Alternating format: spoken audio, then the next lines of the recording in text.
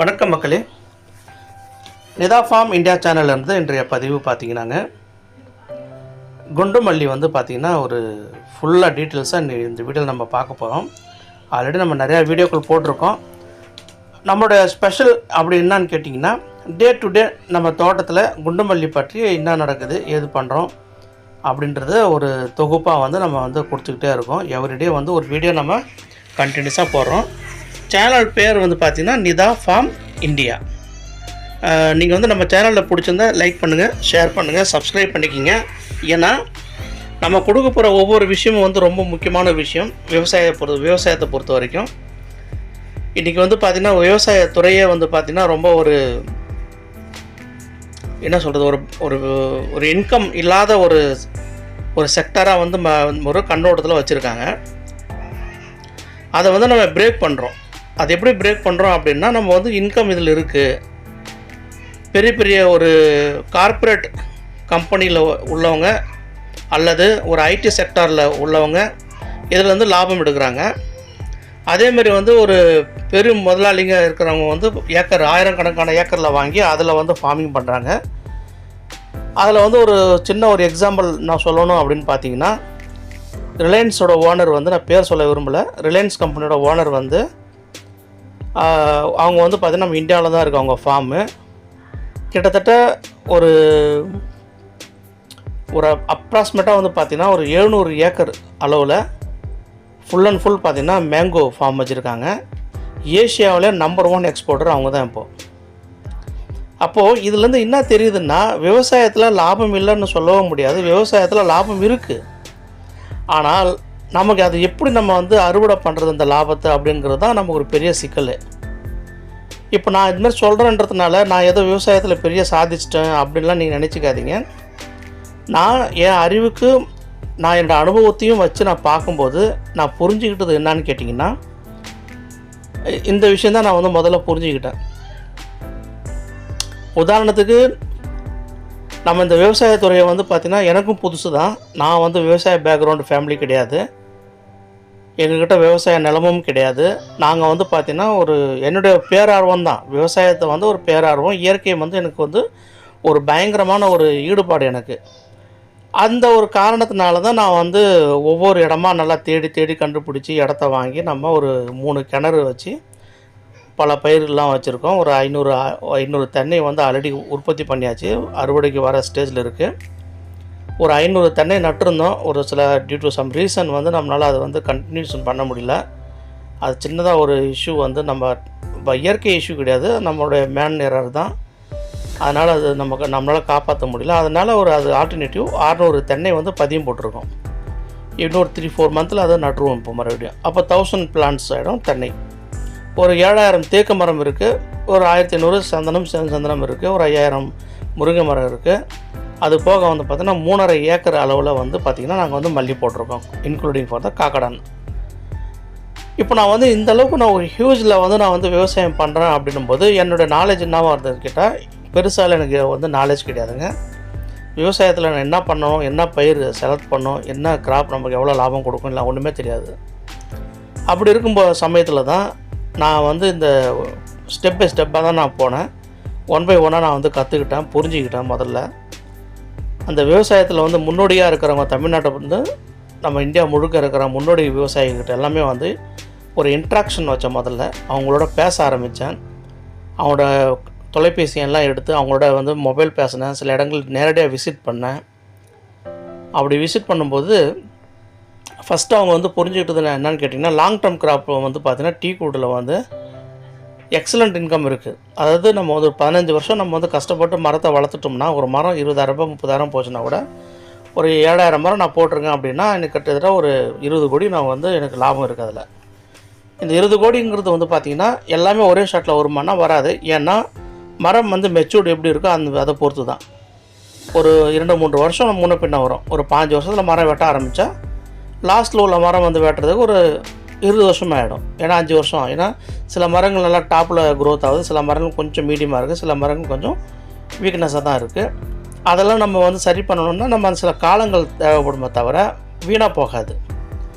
So 15 வருஷத்துலேயே வந்து நான் வந்து ஒரு 2000 மரம் வெட்டுறேன் அப்படின்னு நான் ஒரு பேச்சுக்கு ஒரு மரத்தோட காஸ்ட் வந்து 30,000 வச்சுக்கிங்களேன். ஒரு 1000 மரத்துக்கு 3 கோடி, 2000 மரத்துக்கு 6 கோடி ஆச்சு.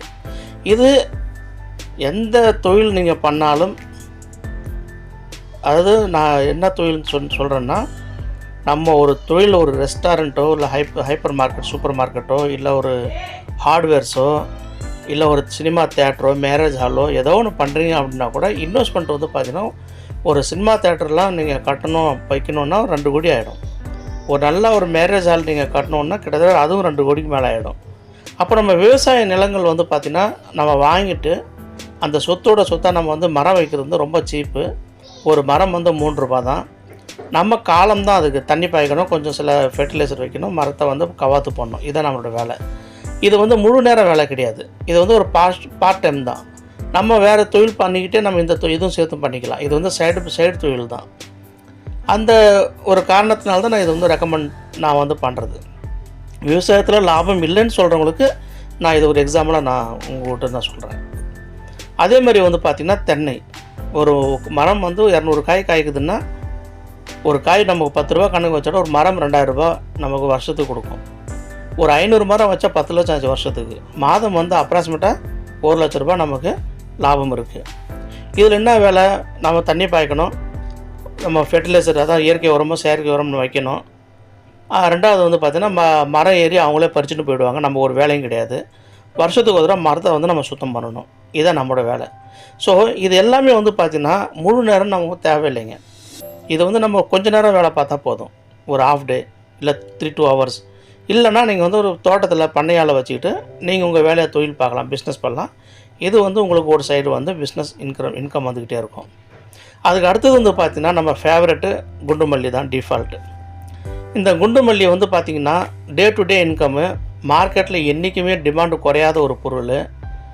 தமிழ்நாடு முழுக்க வந்து பார்த்திங்கன்னா ஹை டிமாண்டடு பொருள். ஃப்ளவரில் கிங் ஆஃப் ஃப்ளவர்னு பார்த்திங்கன்னா குண்டுமல்லி, கிங் ஆஃப் ட்ரீன்னு பார்த்திங்கன்னா டீக்வுட்டு. ஸோ இதெல்லாம் நம்ம கம்பேர் பண்ணி பார்க்கும்போது நம்ம விவசாயத்தில் நஷ்டம் அப்படிங்கிறது வந்து இருக்காது. வருமானம் இல்லைன்னு சொல்கிறதும் அதுவும் இருக்காது. நம்மளோட வருமானம் வந்து எப்படி நம்ம வந்து ஸ்டாண்ட் பையாக வச்சுக்கணும், எப்படி நம்ம வருமானம் வந்து நிலையாக வச்சுருக்கணும், நம்மளோட வருமானத்தை வந்து என்றைக்குமே வந்து டவுன்ஃபால் ஆகாமல் எப்படி பார்த்துக்கணும், நம்ம உழைக்கிற உழைப்பை விட 10 மடங்கு நமக்கு லாபம் வரணும். இந்த மாதிரி ஒரு பேட்டர்ன் தான் முதல்ல நம்ம வந்து தீர்மானிக்கணும். இப்போ குண்டுமல்லி நான் சொல்கிறேன் பார்த்தீங்களா, குண்டுமல்லியை பொறுத்த வரைக்கும் ஒரு நாளைக்கு நம்ம தோராயமாக ஒரு 20 கிலோ மல்லிகைப்பூ வந்து நம்ம தோட்டத்தில் வந்தாலே போதும், நம்ம 1 லட்சம்ன்றது சாதாரணமாக எடுத்துடலாம். ஃபர்ஸ்ட் ஆஃப் ஆல் 20 கிலோ மல்லிகைப்பூ நம்ம வீட்டு ஆளுங்களில் ஒரு 2 பேர் இருக்காங்க, கூட வந்து ஒரு 2 பேர் நம்ம துணைக்கு வந்து வேலைக்கு வச்சுக்கிறோம் அப்படின்னா, தாராளமாக நம்ம ஒரு 5 மணி நேரத்தில் ஒரு 4 பேர் சேர்ந்து 20 கிலோ மல்லி நம்ம அறுவடை பண்ணிடலாம். அப்போ 1 கிலோ மல்லி வந்து 300 ரூபாய் நமக்கு போகுது அப்படின்னா, நமக்கு ஒரு நாளைக்கு 6000 ரூபாய். 2 பேர் நம்ம வேலைக்கு எடுத்தோம்னா அவங்களுக்கு ஒரு ஆளுக்கு 150 ரூபாய் 3 ஹவர்ஸ்க்கு. அவங்களுக்கு வந்து நம்ம கொடுக்க வேண்டிய தொகை வந்து 300 ரூபாய். ஸோ 6000 ரூபாயில் 300 ரூபாய் போகுது, 5700 ரூபாய். 700 ரூபாய் நம்மளோட செலவாக வச்சுக்கிட்டால் கூட ஒரு நாளைக்கு 5000 ரூபாய் நமக்கு நம்மளோட லாபம். இதில் நம்ம வீட்டாளுங்க நம்ம 2 பேர் வேலை செய்கிறோம் இல்லைங்களா, நமக்கு வந்து ஒரு நாளைக்கு 1000 ரூபாய் நம்ம சம்பளம் வச்சுக்கிட்டால் கூட நமக்கு மிச்சம் உள்ளது 3000 ரூபாய். அப்போது நமக்கு வேலை செய்கிற நமக்கு ஒரு 30,000 சம்பளம், நம்ம வீட்டு ஆளுங்களே இன்னொருத்தருக்கு ஒரு 30,000 சம்பளம். அது போக ஒரு நாளைக்கு வந்து நமக்கு 3000 ரூபாய் நமக்கு லாபம் வேறு. 700 ரூபாய் நமக்கு வந்து செலவு நம்ம வச்சுக்கிட்டால் அந்த 700 ரூபாய் வந்து பார்த்திங்கன்னா 22,000 ரூபாய் இருந்தால் போதும். நம்ம ஒரு 30, 40, 50 சென்ட்டுக்கு வந்து போதுமான செலவு. ஒரு 10,000 13,000 ஸ்ப்ரே, மீதி உள்ள 6,000 7,000 வந்து உர செலவு தாராளமாக போதும். மீதி எல்லாமே நம்ம சொந்த உழைப்பாக இருக்கணும். உதாரணத்துக்கு களை எடுக்கிறது, ஸ்ப்ரே பண்ணுறது, உரம் போடுறது, தண்ணி பாய்க்கிறது எல்லாம் நம்ம உழைப்பு இருக்கணும். அப்போது நமக்கு வந்து ப்ராஃபிட் ஒரு 90,000. நம்ம 2 பேர் வேலை செஞ்சோம் பார்த்தீங்களா, நமக்கு ஒரு சம்பளம் ஒரு 60,000. இது ரெண்டுமே சேர்த்துக்கிட்டால் 1,50,000 லட்ச ரூபா நமக்கு லாபம். இதுதான் நம்ம சொல்ல வேண்டியது. ஒரு ஆஃபீஸ்லையோ ஒரு கம்பெனிலையோ இல்லை ஒரு கார்ப்பரேட்டோ ஒரு மல்டிநேஷ்னல் கம்பெனியில் நீங்கள் போய் வேலை செய்கிறீங்க அப்படின்னா, நிச்சயமாக உங்களுக்கு வந்து பார்த்திங்கன்னா கிட்டத்தட்ட ஒரு 12 ஹவர்ஸ் வந்து தேவைப்படும். 8 to 9 ஹவர்ஸ் வந்து ஒர்க்கிங் ஹவர்ஸ் இருக்கும். நம்ம வீட்டிலேருந்து நம்ம கிளம்பி ஆஃபீஸ் போய் டிராஃபிக்கு எல்லாமே நம்ம சேர்த்து ரிட்டன் நம்ம வீட்டுக்கு வந்து டிராஃபிக்கு சேர்றதுக்கு ஒரு 3 to 4 ஹவர்ஸ் ஆகிடும். இது எல்லாமே நம்ம சேர்த்து கணக்கு பண்ணோம்னா 12 ஹவர்ஸ் போயிடும். அந்த 12 ஹவர்ஸ் முடிஞ்சதுக்கப்புறம் நம்மளால் ஒன்றுமே பண்ண முடியாது. வீட்டுக்கு வந்ததுக்கப்புறமா கொஞ்சம் நேரம் ஓய்வு எடுத்துகிட்டு நம்ம சாப்பிட்டுட்டு தூங்க வேண்டியது தான். ஸோ நமக்கு இதில் சம்பளம் வந்து கார்ப்பரேட் கம்பெனியில் எவ்வளோ தராங்க? ஒரு இன்ஜினியரிங் படித்து ஒரு ஃப்ரெஷருக்கு வந்து பார்த்திங்கன்னா இன்றைக்கி தேதிக்கு வந்து 10,000ங்கிறது ரொம்ப பெரிய விஷயமா இருக்குது. ஒரு ஐடி படித்து ஒரு ஃப்ரெஷருக்கு வந்து அதிகபட்சம் 18 to 19 தராங்க பர் மந்த். ஸோ இந்த மாதிரி ஒரு கேட்டகரிஸ் தான் இன்றைக்கி நம்ம இடத்துல இருக்கும்போது, நம்ம சொந்த இடத்துல சொந்த நிலத்தில் சொந்தமாக வீட்டில் இருந்து நம்ம போய் நம்ம சொந்த உழைப்பில் யாருக்கும் வந்து ரிப்போர்ட்டிங் பண்ணாமல் நம்ம உழைச்சி சம்பாதிக்கணும் அப்படின்னா அதுக்கு நம்ம விவசாயம் வந்து பெஸ்ட்டு. கூடவே நம்ம பண்ணுற அந்த உடல் உழைப்பு நம்ம ஆரோக்கியத்தையும் காக்குது. நம்ம அந்த இயற்கையோடு இருந்து நம்ம வந்து வேலை செய்யும்போது நம்ம உடல்லையும் நம்ம வந்து புத்துணர்ச்சியோடு இருக்கோம்.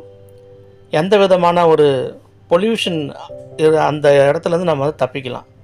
இன்றைக்கி வந்து பொல்யூஷன் வந்து கார்பன் மோனாக்சைடு வந்து பார்த்திங்கன்னா உலக லெவலில் அதிகமாக போயிட்டுருக்கு. இது உலக நாடுகள்லாம் சேர்ந்து அதை வந்து பெருசாக வந்து அவங்க வந்து ஒர்க் அவுட் பண்ணுறாங்க, அது எப்படி குறைக்கணும்னு சொல்லிட்டு. அதனால தான் எலக்ட்ரிக்கல் வெஹிக்கிள்லாம் வந்து நிறையா இப்போ வந்து ஸ்பீடப் பண்ணுறாங்க. இப்போது நம்ம இந்த மாதிரி இடத்துல நம்ம இருக்கும்போது இயற்கையாகவே நமக்கு ஆக்சிஜன் லெவல் நல்லாவே இருக்கும், தண்ணியோட பியூரிட்டி நல்லா இருக்கும்.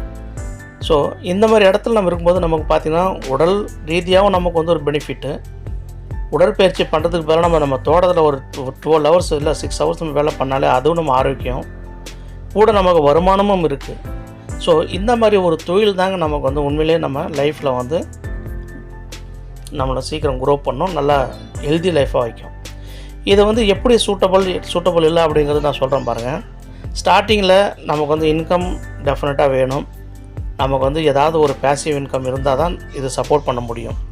எடுத்த எடுப்பில் நமக்கு விவசாயத்தில் வந்துடும்னா வராதுங்க. குண்டுமல்லி போட்டு 1 வருடம் இல்லை 1.5 வருடம் தானதுக்கப்புறம் தான் நமக்கு பெருசாக ஒரு இன்கம் நமக்கு வந்து கைக்கு வரும். அது வரைக்கும் நமக்கு ஒன்று யாராவது நம்ம பேசிவ் இன்கம் நம்ம வந்து பரம்பரையாக நமக்கு வந்து ஏதாவது வருமானம் வந்துட்டு இருக்கணும். இல்லைன்னா நம்ம ஒரு தொழில் பண்ணிக்கிட்டே இது சைடில் பண்ணணும். இதான் வந்து என்னுடைய பெஸ்ட்டு. நம்ம யாருக்கும் எப்பவுமே நான் சொல்கிறது எப்படின்னு கேட்டிங்கன்னா, எல்லாத்தையும் விட்டுட்டு வந்து இதில் வந்துடக்கூடாது. நம்ம ஒரு தொழில் பண்ணிவிட்டு நம்ம இந்த தொழில் பண்ணலாம். யாராவது ஒருத்தர் வந்து கூட வச்சுட்டு வேலைகளை வச்சுக்கிட்டு நம்ம அவங்கள வச்சு நம்ம வேலை செய்யும்போது நம்மளோட தொழில் ஒரு பக்கம் வருமானம் வரும், இன்னொரு சைடில் வந்து பார்த்திங்கன்னா நமக்கு இன்னொரு இன்கம் வந்து ஜென்ரேட் ஆகிட்டு தான் இருக்கும். இப்படி ஜென்ரேட் ஆகும்போது நம்ம என்ன பண்ணலாம் அப்படின்னு பார்த்திங்கன்னா, ஃபஸ்ட் ஆஃப் ஆல் வந்து நம்ம வந்து குண்டுமல்லி வந்து நட போகிறோம் அப்படின்னா ஒரு 50 சென்ட் வந்து தேர்ந்தெடுங்க. இல்லைன்னா உங்கள்கிட்ட இருக்கிற இடத்தோட அளவு வச்சு நீங்கள் தேர்ந்தெடுங்க. இப்போ நம்ம சொல்கிற ஒரு அளவு வந்து பார்த்திங்கன்னா ஒரு 30 சென்ட்டுக்கு நம்ம சொல்கிறோம் பாருங்கள். 30 சென்ட்டுக்கு வந்து பார்த்திங்கன்னா 3000 குழி வரும். ஒரு குழிக்கு 5 செடி, செடிக்கு செடி இடைவெளி வந்து பார்த்திங்கன்னா 4 அடி இடைவெளி வரும். ஒரு குழியில் 5 செடி நட்டதுக்கப்புறமா அந்த செடியை வந்து நம்ம ஒரு எவரி 5 days இல்லை 10 daysக்கு வந்து பார்த்திங்கன்னா நம்ம வேர் வளர்ச்சிக்கு தான் நம்ம வந்து ஃபஸ்ட்டு நம்ம வந்து ப்ரையாரிட்டிஸ் பண்ணுறோம். அதில் வந்து பார்த்திங்கன்னா நம்ம NPK 19 அதை கொண்டு வந்து நம்ம ஒரு 30 சென்ட் இருக்குன்னா ஒரு அதிகபட்சம் ஒரு 5 கிலோ போதும். கொண்டு வந்து தண்ணியில் ஊற வச்சு நைட்டு ஃபுல்லாக வேண்டாம், அது வாட்டர் சொலபிள் தான் NPKன்றது. ஸோ அதை வந்து தண்ணியில் நீங்கள் ஊற வச்சிங்கன்னா அதை எடுத்து நீங்கள் ஒரு 200 லிட்டர் தண்ணிலையோ 300 லிட்டர் தண்ணியில் கலந்து செடிக்கு பக்கத்தில் ஊற்றி விடலாம். அடுத்த 10ஆம் நாளில் வந்து வேர்க்கடலை புண்ணாக்கு வந்து ஒரு 10 கிலோ வாங்கிட்டு வந்து இரவு முழுவதுமாக அதை ஊற வைக்கணும். ஏன்னா அது வந்து சீக்கிரமாக வந்து ஊறாதுன்றதுனால நைட்டு ஃபுல்லாக அதை வந்து ஊற வச்சு அடுத்த நாள் வந்து நல்லா அதை கலக்கி நம்ம வந்து பேஸ்ட் மாதிரி பண்ணி அதில் ஒரு 300 லிட்டரு தண்ணி நம்ம வந்து கலந்து அதை கொண்டு போய் நம்ம செடிக்கு பக்கத்தில் ஊற்றலாம். அடுத்து 1 மாதம் முடிஞ்சதுக்கப்புறமா ஹியூமிக் ஆசிட் நீங்கள் கடையில் கேட்டால் சொல்லுவாங்க. அந்த ஹியூமிக் ஆசிட் கொண்டு வந்து நீங்கள் ஒரு தண்ணியில் கலந்து ஒரு 2 லிட்டர் 3 லிட்டர் கொண்டு வந்து நீங்கள் தண்ணியில் கலந்து நீங்கள் வந்து போடலாம். இது எல்லாமே வந்து இதில் வந்து நம்ம புரிஞ்சிக்க வேண்டியது ஒரு பெஸ்ட்டு திங் அப்படின்னு என்னென்னு கேட்டிங்கன்னா, எப்படிப்பட்ட ஒரு கிராப்பும் வேர் வளர்ச்சி வந்து நல்லா இல்லைன்னா நம்ம என்ன தான் பண்ணாலும் அதில் வந்து நம்ம ஹார்வெஸ்டிங்கும் வராது, நம்ம அதில் பூவும் வராது. நமக்கு பொறுத்த வரைக்கும் வேர் வளர்ச்சி தான் ரொம்ப ரொம்ப முக்கியம். அதன் மூலமாக தான் நமக்கு ஒரு காய்கறி செடியாக இருந்தாலும் சரி, ஒரு பூ செடியாக இருந்தாலும் சரி, தென்னையாக இருந்தாலும் சரி, எந்த மரமாக இருந்தாலும் சரி தான் வேர் வளர்ச்சி தான் முக்கியம். அப்போ வேருக்கு நம்ம என்ன பண்ணணும்னு கேட்டிங்கன்னா, நம்ம வேருக்கு தான் நைட்ரஜன் கண்டென்ட் வந்து இயற்கையாகவே காற்றுல வந்து நிறையா இருக்குது. அப்போ நமக்கு தேவை என்ன அப்படின்னு பார்த்தீங்கன்னா, நம்ம வந்து பொட்டாசிய கலவை தான் நமக்கு நிறையா தேவை. அதுதான் நம்ம தேடி கண்டுபிடிச்சி நம்ம போடணும். அப்படி போடும்போது இந்த வேர் வளர்ச்சி நல்லாயிருக்கும். ஹியூமிக் ஆசிடு, ஃபல்விக்கு, அப்புறம் சீவீடு இதெல்லாம் நம்ம ரொம்ப தேவைப்படும் மண்ணுக்கு. என்பிகே கலவை போடலாம். இதெல்லாம் போடும்போது நம்ம வேர் வளர்ச்சி நல்லாயிருக்கும். 1 மந்த் முடிஞ்சதுக்கப்புறமா நம்ம செயற்கை உரங்கள் வந்து ஃபேக்டாம்பாஸு, கொஞ்சம் டிஏபி 20-20-00, அதுக்கப்புறம் வந்து பார்த்திங்கன்னா நைட்ரோபென்சிலில் வந்து குருணை இருக்குது. அப்புறம் வந்து பார்த்திங்கன்னா என்பிகே 19-19-19, இந்த மாதிரி 20-20-0-13 இதெல்லாம் உரங்கள் இருக்குது. இது எல்லாமே மொத்தமாக வாங்கி ஒரு 5-5 கிலோ வாங்கி கூட நீங்கள் போடலாம். ஒரு கைப்பிடி ஒரு செடிக்கு பக்கத்தில் போடலாம். இல்லை எவ்ரி 10 டேஸ் இல்லை 15 டேஸ்க்கு வந்து ஏதாவது ஒன்று கூட நீங்கள் போடலாம்.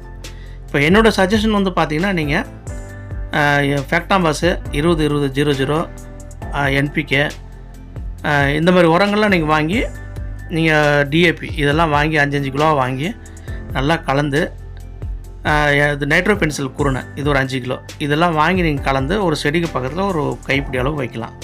வச்சிங்கன்னா ஒரு 20 நாளுக்கு ஒரு முறை இந்த மாதிரி நீங்கள் வச்சுக்கிட்டு வரலாம். மகுன தொழு உரம் உங்கள் கூட கிடைச்சா அந்த தொழு உரத்தை கொண்டு வந்து நீங்கள் செடிக்கு பக்கத்தில் போடலாம். மேலே ஸ்ப்ரே வந்து உங்களுக்கு வந்து பார்த்திங்கன்னா பூச்சி மருந்து நிறையா இருக்கும். ஃபங்கஸ், இன்செக்டைசிட் நிறையா இருக்கும். அதுக்கப்புறம் த்ரிப்ஸ் நிறையா இருக்கும். இலை சுருட்டு புழு இருக்கும்.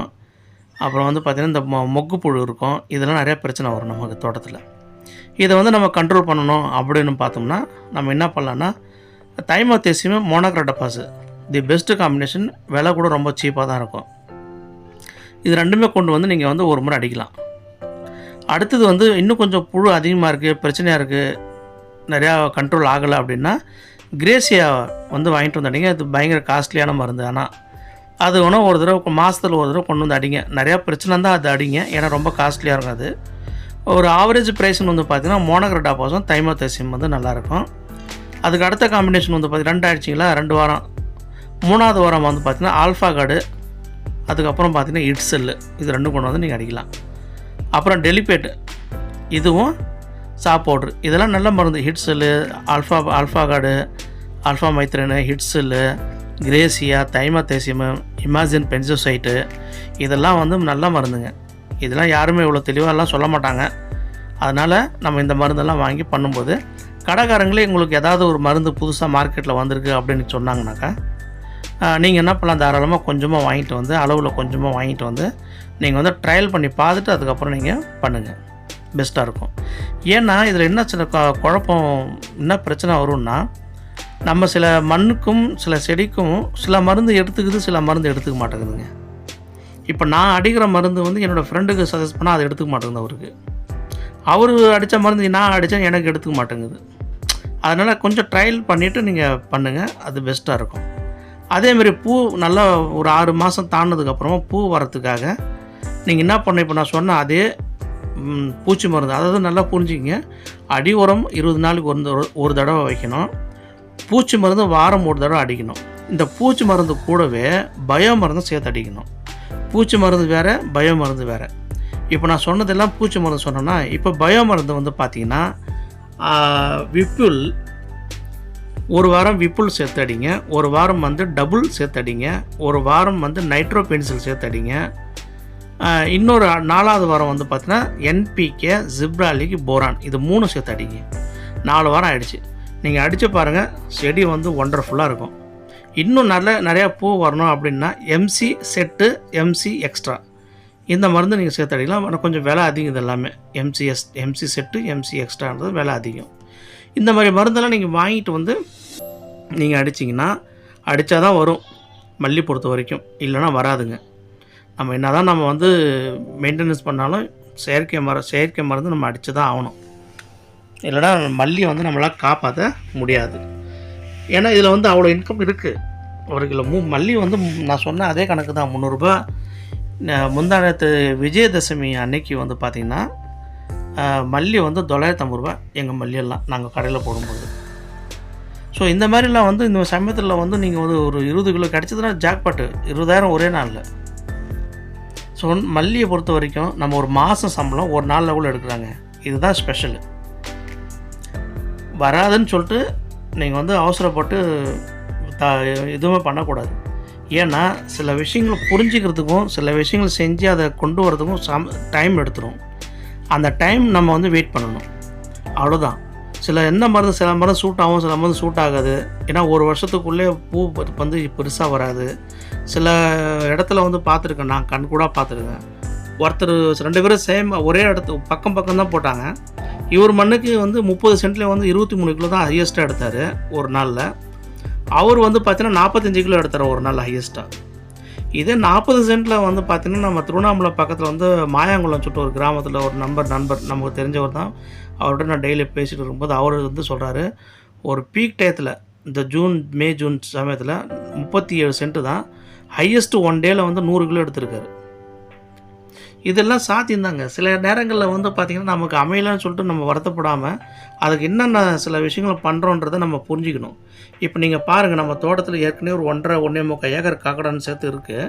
அது போக இப்போ இது ஒரு 1.5லேருந்து 1 ஏக்கர் 60 சென்ட் மறுபடியும் நட்டுறது. இது ஏன் அட்டாச்மெண்ட் பண்ணேன்னா, இப்போ சில பேர் கேட்டிருந்தீங்க, அதனால் இந்த வீடியோ கொஞ்சம் அட்டாச்மெண்ட் பண்ணியிருக்கேன். இது எல்லாமே இப்போ இலையெல்லாம் உதிர்ந்து இப்போ செடியெல்லாம் இப்போ இலை பிடிச்சி வந்துக்கிட்டு இருக்குது நம்ம தோட்டத்தில். இதுதான் நம்ம வந்து என்ன பண்ணுறோம், இப்போ வந்து பார்த்திங்கன்னா 3.5 ஏக்கர் தாண்டி இப்போ என்கிட்ட மல்லிகைப்பூ தோட்டம் இருக்குது.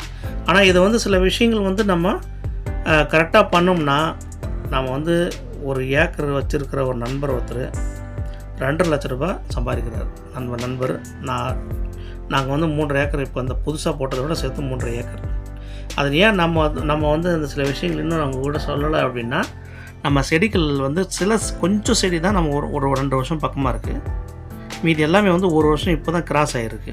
நான் வந்து கொஞ்சமாக தான் வச்சு ட்ரையல் பார்த்து தான் நான் வந்து இப்போ டெவலப் பண்ணிட்டு வந்தேன். எதில் நல்லா இருக்கு, எல்லாமே நல்லா இருக்குன்றதுனால இப்போ நான் 3.5 ஏக்கர் நான் டெவலப் பண்ணிட்டேன். ஏன்னா ரியல் ப்ரொடக்ஷனும் ரியல் இன்கம் வந்து பார்த்திங்கன்னா 1 வருஷம் 1.5 வருஷம் தாண்டணும். அடுத்த வருஷம் மே மார்ச்செல்லாம் வந்து பார்த்திங்கன்னா நான் நிச்சயமாக சொல்கிறேன், இந்த 3.5 ஏக்கரில் நிச்சயமாக 5 லட்சம் மாதம்லாம் வந்து சாதாரணமாக சம்பாதிக்க